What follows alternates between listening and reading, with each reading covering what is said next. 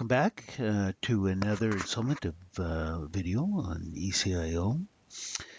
This one is on a general introduction just to some of the features and functionality to eCIO, kind of give you a little bit of a foundation to what we have in place. Now, the value proposition here for using it, we want to try to keep it to a low-cost option. You know, roughly the price of a textbook or a good business book on that side of it, with everybody else kind of using more static kind of .doc or Excel for tracking some of this. And we'll show you how we kind of blend in all these linkages.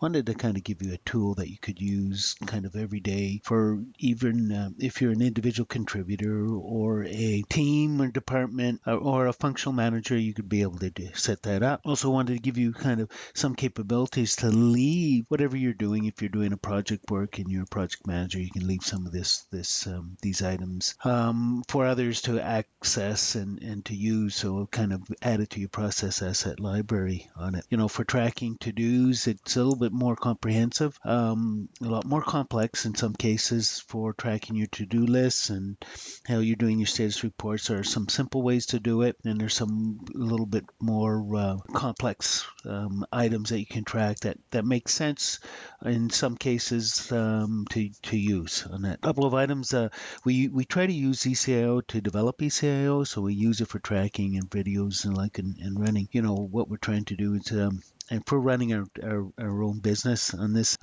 you'll see later on how we can tie in some of the books, and these books are interrelated, and some of the concepts and how the business cases are all put together on it. And some of the case studies will make reference to the book, so you can pick up the books, and then you can actually use some of the material within the books. Actually have fun, learning some of the concepts, but also understanding and working with some of the case studies, and then being able to use those for your own needs. So this started several years ago. A number of us have been managers, functional director managers, project managers, directors, senior directors, VPs, and could never find a product out there that could help us kind of manage both an individual needs or a department need on that side of it. So there's the other aspect of it. What we want to try to do is make it so that you could use this, developing your own back end. We'll show you how to do that. Your own back end, and you can sell your own back end. If you have I always say that, there's individuals in the team, they all have different skill sets and different knowledge on it. And here's a way that you can illustrate your knowledge, even for if you're tying it into jobs, and illustrate some of that. And we have a separate video on that. Or just you want to go out and sell some of these products out there, the back ends, and whatever prices you want to do. Hopefully the prices will be very representative. Hopefully $5, $10, $15. Maybe a little higher, depending upon the value that people perceive on it. And we want to encourage individuals to develop new back ends. We'll show you how to do that, and then be able to market those things for your own as a potential revenue stream. Back, this is our initial screen, and we're just going to do a couple of buttons here on it. What we have at some home screens, exit standard. Let's see. We'll go ahead into the system record, but we'll kind of tie into a couple of items. There's a way that you can set up some quick links for your favorite forms and processes, and how you need to set those up, and in that way you don't have to go through all the screens. There's a couple of ways.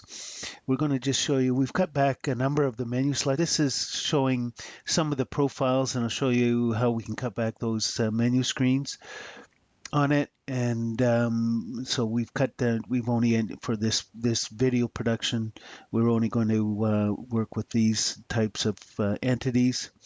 If there's ways that you're specifically handling some of your information for you, this shows you some of the deliverables that we're working on, or I'm particularly working on that side of it. So it can be tailored to the individual.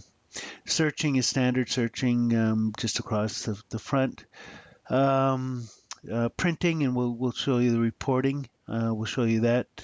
a little later on. There's a number of, this is for new, if you want to generate new particular deliverables, action items. There's some quick ads that we show you where you can just quickly enter in without being too much information on it. The tree view, we'll bring that up. So there's a number of, you can access various linkages. So these are a number of deliverables that we have tied into this particular version. I'll just go up to eCIO deliverables just to kind of illustrate. So there's ways to kind of link these in, and you can see some of them. And there's another video on just reports. And this so shows you some of the deliverables that we have kind of within it and what can scale down, and these can keep on drilling down. So most people are familiar with tree view concepts within that one. And then here's the tables. This is a list of tables, application categories, deliverables, delivery channels, your kind of project type, requirements category, requirements type, risk categories. So just some of the tables that are used for validation purposes. And we have a little section here on if you want to just add some comments. You just want to generally add comments to maybe a particular artifact or asset. If you want to send us some system concepts or system comments, you can do that. You can just include a cut, paste, email that to us. Just include the screen, any comments that you think you want to kind of go add in, or you can email, even if you're doing your own particular backend, you can set things up and ask for a couple of different ways to tie into your project, and then you can send those particular comments. So I'll just go into one of our, we'll go into a corporate, just one profile. So profiles are kind of listed this way. You can skip immediately to a number if you know it. The table view, which if you click on that one, that just gives you all the corporations. It's geared up. eCIO is geared up to be multi-company, multi-geo product. So that means that you can do it as a consultant, you can do it as an internal organization. So things are tied to different companies and different parts of those departments within those companies, the like within it. Obviously tied into vendors, etc. You can do that. And then if you double click usually the ID, it'll bring up your a mini menu. You can quickly skip around if you pull down lists. So these are some of the items that you can tie into from a corporate perspective, and these are all interrelated. So we could look at the various projects or services that a company offers, their strategies, or your own particular services on a company on that side. And then here are some of the reports. Reports are pretty well set up the same. We'll go into the report selection. Most of these are similar. So if it was a project, then it would be the project tabs would show up. And we're just going to go into eCIO, and so this is a corporate charter, just is showing you some of the organizations that are tied into it. If there's strategic intentions, some corporate strategies, goals, objectives, depending upon the year. Strategic programs that we have, we were kind of looking at to give you some illustration on it. And then the back ends, usually this is how you can tell which back end you're using. This one is docs and videos on this for this one. So you always know which back end if you happen to be, in some cases, we're using different various backends for videos, for licensing, general corporate information, for some specific projects that we know we want to separate and leave out. We just want to make sure those are all tracked within that item. Okay, I'll just pop back here. So this was our development backend. So if we wanted to, just to illustrate some of the entities that you're going to find with these that we're tied into, we'll click on our toolkit. So this is, in this case, a development backend.